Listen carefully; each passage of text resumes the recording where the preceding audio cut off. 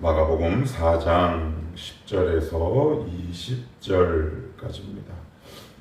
신약성경 58쪽 마가복음 4장 10절에서 20절입니다.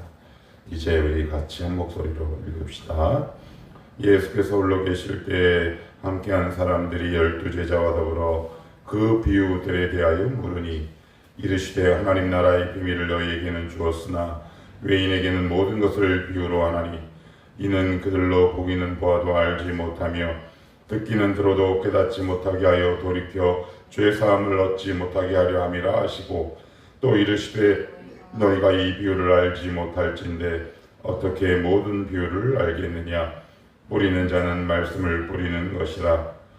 말씀이 길가에 뿌려졌다는 것은 이들을 가리킴이 곧 말씀을 들었을 때 사탄이 즉시 와서 그들에게 뿌려진 말씀을 빼앗는 것이요 또 이와 같이 돌밭에 뿌려졌다는 것은 이들을 가리킴이니 곧 말씀을 들을 때 즉시 기쁨으로 받으나 그 속에 뿌리가 없어 잠깐 견디다가 말씀으로 인하여 환난이나 박해가 일어나는 때에는 곧 넘어지는 자요 또 어떤 이는 가시떨기에 뿌려진 자니 이들은 말씀을 듣기는 하되 세상의 염려와 재물의 유혹과 기타 욕심이 들어와 말씀을 막아 결실하지 못하게 되는 자요 좋은 땅에 뿌려졌다는 것은 곧 말씀을 듣고 받아 30배나 60배나 100배의 결실을 하는 자니라. 아멘. 어제 제가 이 씨 뿌리는 비유를 통해서 처음부터 좋은 땅, 좋은 밭은 없다고 했습니다. 이 세상에 있는 모든 땅은 다 길밭, 다음에 가시, 가라지 혹은 떨기나무 같은 여러 가지 방해와 장애 요소들로 가득한 나쁜 땅. 땅이 혼자 스스로 자기를 갈 수 없고 기경할 수 없습니다. 그래서 아무리 좋은 땅도 말씀을 듣는 작업을 멈추는 순간 회귀한다 그랬어요. 관성으로 돌아갑니다. 자, 그러면서 어제 주님께서 비유로 말씀하셨다.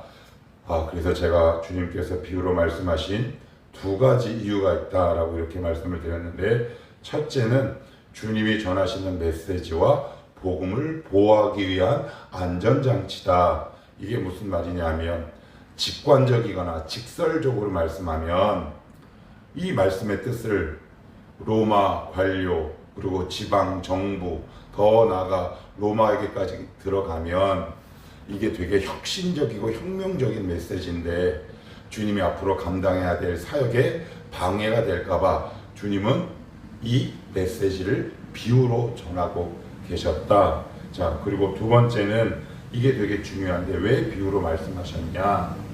어제 이렇게 말씀을 드렸습니다. 비유로 말씀하셨으니까 어떻게 해요? 한 번 더 물어봐야 되잖아요.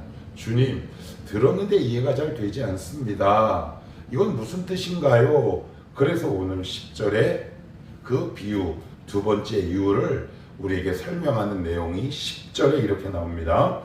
예수께서 홀로 계실 때 함께한 사람들이 12제자와 더불어 그 비유들에 대하여 물으니 그래요. 어제는 수많은 다수가 있었다면 오늘은 제자들과 이 말씀에 궁금증을 가진 몇몇 사람들이 우리가 주목해서 봐야 할 단어가 있어요. 홀로 계실 때 그렇습니다. 홀로 계실 때 그래요. 우리가 보통 주일에 말씀을 듣습니다. 우리 교회는 수십 명, 큰 교회는 수백 명, 수천 명의 말씀을 듣지만 그 말씀을 다 깨닫고 아니면 은혜 받고 돌아가지는 않습니다. 이제 대부분은 거기서 그냥 그것을 끝냅니다. 그런데 오늘 이 말씀을 보면 이해가 되지 않았거나 뭔가 좀 걸림이 되었다거나 하는 부분이 있다면 그것으로 끝나지 않고 주중에 1대1로 주님께 물어보는 겁니다. 주님, 이게 무슨 뜻인가요? 아니면 주님 은혜 주시옵소서. 주일에 뿌려진 하나님의 말씀이 씨앗이라면 주중에 주님과 1대1로 만나는 이 관계는 물과 거름이다. 이렇게 저는 말씀드리고 싶습니다. 수많은 분들이 주일에 설교 한번 듣고 좋았다, 나빴다, 아니면 별로다, 이해가 되지 않는다, 어렵다, 이 수준으로 딱 끝나는데, 오늘 여기 말씀해 보시면 예수께서 홀로 계실 때 함께한 사람들이 12제자와 더불어 그 비유들에 대하여 물었다. 혼자 계신 주님을 찾아갔다 라고 말씀합니다. 주일 설교 중요하죠. 매우 중요합니다. 씨앗이기 때문에. 그러나 그 한 번의 삶으로 우리의 주중의 삶이 연결되어지지 않고 중단되거나 끊어지면 이 말씀의 연속성이 흐려지게 되어 있습니다. 반드시 주중에 성도 여러분들은 말씀을 붙들고 주님을 찾아가셔야 합니다. 이 말씀을 붙들고 내가 살아가는 현 상황과 삶의 맥락에서 이 말씀이 나에게 어떻게 적용하면 좋겠습니까? 라고 물을 수 있어야 합니다. 그래야 삶이 풀리고 나의 삶이 해석되기 시작하죠. 그래서 주님이 비유로 말씀하셨습니다. 어제 그래서 제가 이렇게 말씀을 드렸습니다. 이 비유는 결국 말씀에 대한 태도와 자세를 알아보기 위한 주님의 깊은 의미가 숨겨져 있다. 모르면 물어봐야죠. 관심 있고 사랑하는 사람들은 물어보게 되어 있습니다. 그러나 애초에 말씀에 대해서 관심이 없으면 묻지도 않고 찾아가지도 않죠. 궁금해하지도 않습니다. 그저 내 귀에 들리는 대로 그것을 모든 것으로 정리하고 그 삶을 딱 마감하죠. 그러나 성경은 우리에게 그렇게 말씀하지 않고 있다. 그 모르는 말씀을 갖고 주님을 찾아가는 이 제자의 모습들이 이 시대가 요구하는 진정한 제자도의 모습이다 라고 오늘 마가는 우리에게 말씀하고 있는데, 그랬더니 주님이 아주 친절하게 풀어주십니다. 자, 한번 보겠습니다. 12절입니다. 이는 그들로 보기는 보아도 알지 못하며 듣기는 들어도 깨닫지 못하게 하여 돌이켜 죄의 사함을 얻지 못하게 하려 함이라 하시고, 이 말씀을 보면 마치 주님이 의도적으로 말씀을 비비 꼬아서 구원의 길을 막거나 차단하려는 것 같은 뉘앙스로 느끼지만, 그 뒤에 흐르는 문맥상 보면 여기서 말하는 12절은 이렇게 이해하시면 좋습니다. 영적 진단입니다. 너희들이 하나님의 말씀을 전해도 그것을 깨달을 마음도 없고 거기에 대한 궁금증이나 호기심도 가지지 않는 영적 문맹인 동시에 영적 나병 환자의 모습이다 라고 우리의 삶을 지금 딱 진단하고 계십니다. 자, 그러면 영적 문맹, 영적 나병 환자의 종류가 오늘 3가지가 나오는데 한번 자세히는 보진 못하지만 간략하게나마 보겠습니다. 14절입니다. 뿌리는 자는 말씀을 뿌리는 것이라 말씀이 길가에 뿌려졌다는 것은 이들을 가리킴이니, 곧, 이게 중요합니다. 곧 금방 받습니다. 금방 받아요. 곧 말씀을 들었을 때 사탄이 즉시 와서 그들에게 뿌려진 말씀을 빼앗는 거다라고 말씀합니다. 곧 기쁨이 있지만 곧 빨리 사그러집니다. 왜 그럴까요? 왜 그러냐면 그건 바로 이유가 17절에 이렇게 나와 있습니다. 그 속에 뿌리가 없다라고 해요. 그래서 저는 이 뿌리를 내리는 작업을 이렇게 말씀을 드리고 싶습니다. 말씀의 내면화, 말씀의 내재화. 여러분, 말씀은 우리 영혼과 인격에 하루아침에 뿌리 내리지 않습니다. 시간이 필요하고 과정이 반드시 필요합니다. 그래서 우리가 주중에도 쉼 없이 이 말씀을 갖고 나의 삶의 문맥과 상황을 해석하는 이 별도의 작업이 주님과 1대1의 관계가 우리에게 꼭 필요한 이유이기도 합니다. 그렇지 않으면 우리는 우리의 마음밭은 언제든지 다시 과거로 회귀하거나 돌아갈 수 있어요. 그러면 뿌리 내린다는 것은 뭘까요? 제가 조금 전에 말씀을 드렸어요. 하나님, 이 상황은 이 말씀에 빗대어 제가 어떻게 삶을 살면 좋겠습니까? 하나님, 제가 지금 요즘 되게 힘든데 하나님 왜 이렇게 제 안에 평강이 없습니까? 하나님, 지금 제가 이런 저러한 일들을 준비하고 있는데 이 상황 속에서 하나님이 저에게 요구하시는 것은 무엇입니까? 각자마다 처한 삶의 상황과 문맥이 다르잖아요. 거기에 대한 말씀을 구체적으로 주님께 물어보는 일련의 과정들을 얘기하는 겁니다.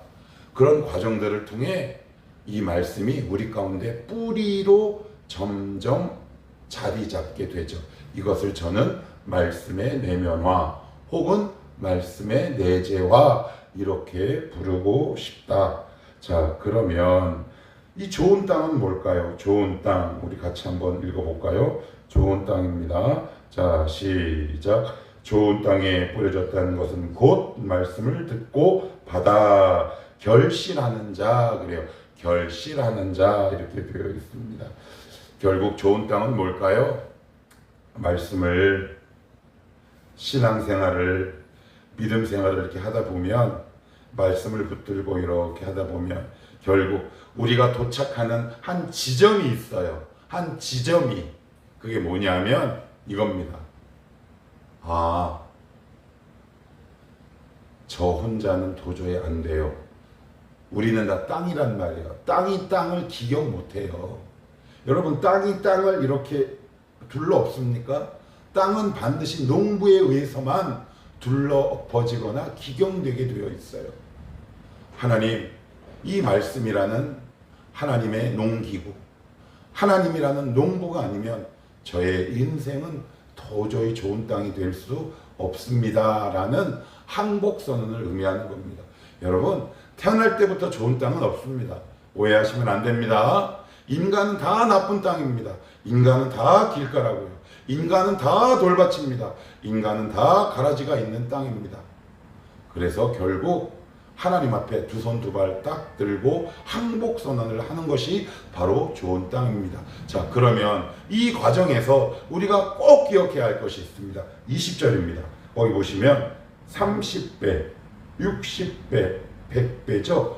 점진적으로 확대되어 가는 과정입니다. 이게 뭘까요? 믿음은 갑자기 100배가 되지 않습니다. 믿음은 갑자기 60배가 되지 않습니다. 30배부터 출발하는 겁니다. 이게 왜 중요할까요? 신앙생활하다 보면 이런 지점을 우리가 경험하게 됩니다. 아, 내 신앙생활이 요것밖에 안 되는구나 라고 스스로 좌절할 때가 있습니다. 여러분, 좌절하지 마십시오. 왜요? 좌절한다는 것 자체가 이미 하나님을 사랑한다는 또 다른 증거이기 때문에 그렇습니다. 말씀에 대한 열정이 살아있는 자만 좌절할 수 있습니다. 그래서 하나님은 뭐라고 말씀하느냐? 얘야, 기운 내라. 네가 지금 30배 얻는다고 해서 좌절하지 마라. 그 믿음이 결국 점진적으로 자라고 성숙해 너의 믿음은 반드시 100배의 열매로 결실하게 될 것이다 라고 오늘 성경은 말하고 있습니다. 처음부터 100배를 얻으려고 하지 마십시오. 그런 일은 믿음 생활에서 일어나지 않습니다. 30배부터 출발하는 거죠. 작은 것에서부터 한 걸음 한 걸음 걸어가는 것이 바로 믿음의 길입니다. 영어 공부에도 왕도가 없다라는 말이 있는 것처럼 신앙의 길에도 결국 왕도는 없다. 하루하루 말씀을 통해 나에게 주어진 삶의 상황과 문맥을 말씀을 통해 해석하는 씨름하는 과정을 통해 우리의 믿음이 한 걸음 그 다음 또 한 걸음 그 자라가는 과정, 점진적 성장이 우리 가운데 있다. 그 과정 속에 우리 가운데 있는 딱딱한 마음의 밭을 발견합니다. 그 가운데 저 깊은 곳에 독소로 자리 잡고 있는 가라와째와 같은 내 내면의 모습을 바라보게 됩니다. 말씀이 아니면 발견할 수도 없고 볼 수도 없는 그 현상 속에 좌절하지 마시고 결국 그것이 내가 지금 바르고 제대로 가고 있다라는 또 다른 증거니 30배라는 비록 작은 열매 때문에 힘들다 하더라도 거기에 낙심하지 말고 한 걸음 또 한 걸음 걸어가라 라는 것이 오늘 본문의 메시지다. 오늘 이 말씀을 통해 비록 우리의 믿음이 지금 30배이긴 하지만 우리의 믿음을 결국 100배의 열매로 결실 맺게 하실 그 주님의 신실함이 있다. 우리 그 주님의 신실함을 믿고 오늘도 계속 믿음의 길을 걸어갈 수 있기를 축복합니다. 기도합시다.